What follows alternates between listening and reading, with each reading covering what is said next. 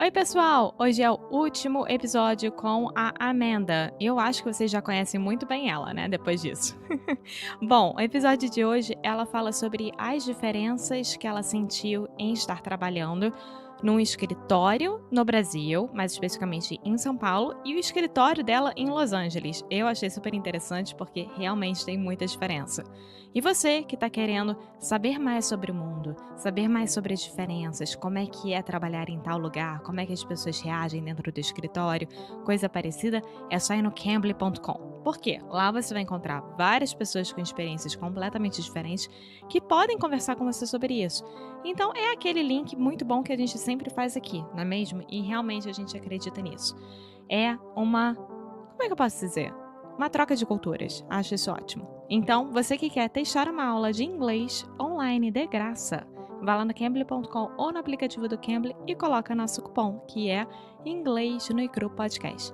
Vão lá, gente. Vocês não vão se arrepender. Now, on with the show!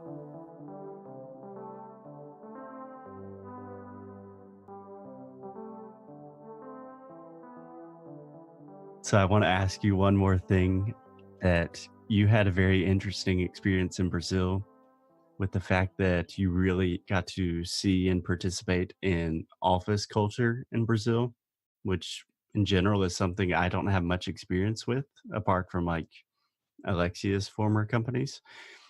So could you tell me just what were your first impressions and insights about office culture in Brazil versus the US? Did anything stand out to you? So I guess first of all, when I arrived at the building, I had to have my fingerprints taken, which was kind of weird. So just Yeah. to get into the building, and to get in through like the turnstile things, I had to like put in my fingerprints. So the security of the office buildings seem a lot more strict. But once I got into the office and kind of did the tour, I noticed that, so in the United States, in my office, we have cubicles, and each person has one cubicle, and it has, the walls are pretty high. So you have, it's like your own private space. Yeah. But when I went there, it's like you had like four people sitting in a cubicle, and there were really low walls. So like the next person was literally within arm's reach, and you could make eye contact with them. And that was kind of weird because like I'm trying to do work, and then you awkwardly make eye contact with the other person next to you. And so like everybody's sitting much closer together and in a much more, I guess, collaborative workspace. And then the other thing that I noticed was it was really, really noisy. And like to the point where I almost couldn't have a conference call on my computer because like it was picking up all of the sounds. Like anyone that talks close to my computer, everybody can hear it on the other line. And so it was kind of frustrating because like I would have to constantly like I'd talk and then like go on mute and then talk and go on mute. And so it's constantly hitting the mute unmute button because it was just like so noisy that I could barely even hear the conversation that that was happening on the call. But I think everyone just seemed more talkative and friendly versus like where I work, it's quiet. Like it's always quiet. If you need to take a call or you really need to talk, then you go into a conference room and you have the conversation away. But in general, it's pretty much always quiet in the offices here. And then the last thing I noticed was like the size of the kitchen was tiny. It was like the size of a closet. And it really just had like a mini fridge, it had a water filter, and it had an espresso machine. And like there was just room for one person to stand. Right. Versus here, I feel like the kitchen is really the only communal social area of offices, Right. of like a typical office. Like they talk about like water cooler talk because the water cooler is like in the kitchen, and that's like a common gathering area and an area that's where it's kind of socially appropriate to have a conversation. Right. So there, like everybody's talking all over the office, like no one hangs out in the kitchen. And I also realized too that in Brazil, everybody goes out to eat for lunch. And I think that it's something where like the company is responsible for paying for lunch or something like that. Everybody paid with a certain card. Right. You have your I already forgot this word last time. Your pago something like Yeah. that. Yeah. Yeah, and so everybody uses this card, and so everybody's kind of encouraged to go out and eat and socialize. Because like when I was there, I thought, oh, everybody's, we're all going out to eat because I'm in town, and then the next day I realized like, oh, this is just something they do, They do versus this every day.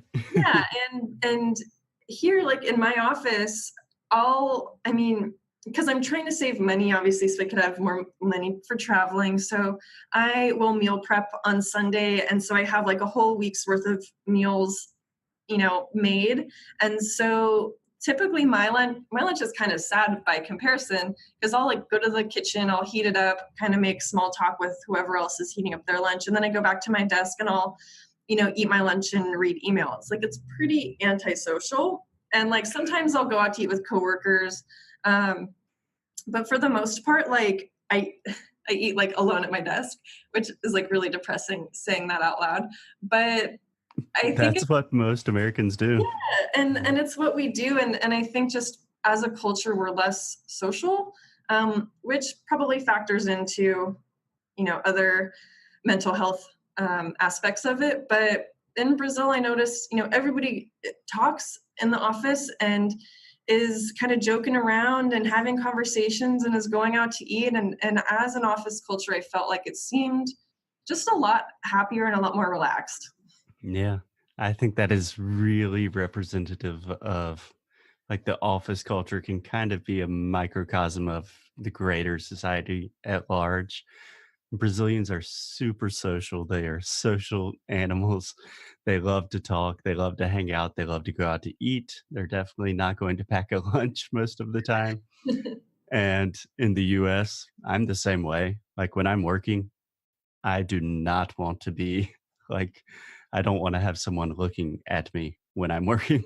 That's super uncomfortable for me. Yeah, yeah. And I think like here, because our time, we're billed by our time. So every time that I spend 20 minutes, 30 minutes talking to someone in the office, I think in my head, okay, well, that's another 20, 30 minutes that I'm going to have to work later. Right. And so I think the way that we work, it almost discourages that type of socialization, even though, it's a really important part to feeling like you're a part of the team and to feeling happy and fulfilled in your job. So it's definitely something that I need to remember to do more often, even if it's just taking my pre-made lunch and going out to eat outside with some coworkers instead of just eating at my desk kind of a thing. Yeah. Yeah. I think there's definitely a healthy balance in between crazy Brazilian office culture and very isolated, kind of sad American office culture. Yeah, and Yeah. that's for sure. Yeah. So, Amanda, I know you are super busy. You have been so generous with your time. I know that a lot of our listeners will relate to your story learning Portuguese with their own, learning English, and you will always blow everyone's mind talking about water and how we need to think about that more. Is there anything that you would like to leave our listeners with? Any, I don't know, words of wisdom? Anything we can do to save the world? Yeah, I don't know. I don't know if I have any words of wisdom. I think just to educate yourself about how like what's your impact on the world, and then just to try and have a smaller impact. If it means giving up meat, one meal a week or one day a week, even those kind of long-term small changes that you can make can have really long-term significant impacts. And try taking public transit, or try reducing your Brazil, I think in general has less of a dependence on cars. It's not as much of a car culture, but and just kind of like understand ways that you can live live smaller and impact the world a little bit less. Yeah, at the very least, find out where your water comes from. I At the think that's a very great least, place to start. yeah, I think that's a good place to start, and hopefully that'll spark your interest to do some further investigations. Awesome. Well, thank you so much, Amanda. I would love to have you back on the show and talk more deeply about water and all of the fascinating things you have to talk about sometime Yeah, soon. yeah, definitely. And I mean, if I'm always open to having new language partners, and so if there's anyone out there that's interested in talking, kind of about civil engineering or more career specific stuff, I'd definitely be open to that. So let me know. Yes, we will not send out your email because you will get hundreds of emails. But if you're interested in doing a language exchange with Amanda, email us at English no Crew so Alexia can set that up for you. Yeah, I'll let you guys filter out who it is. Yeah, cool. So thank you so much, Amanda. I will talk to you soon. Thanks. Bye. Hey guys, thanks so much for listening to another episode of Inglês no Cru Rádio. If you like what we do, if you want to support the show, here's what you can do. Leave a rating and review on Apple Podcasts or Android, wherever you listen to the podcast. It really helps other people discover the show. And you can sign up for our VIP newsletter. So each time we release new courses, early discounts for Sound School, new worksheets, special discounts, the people on our newsletter are the first to know. So if you are interested in the things we are doing, go to inglesnucru.com and sign up. And as always, keep up the good fight and lose well. Até já.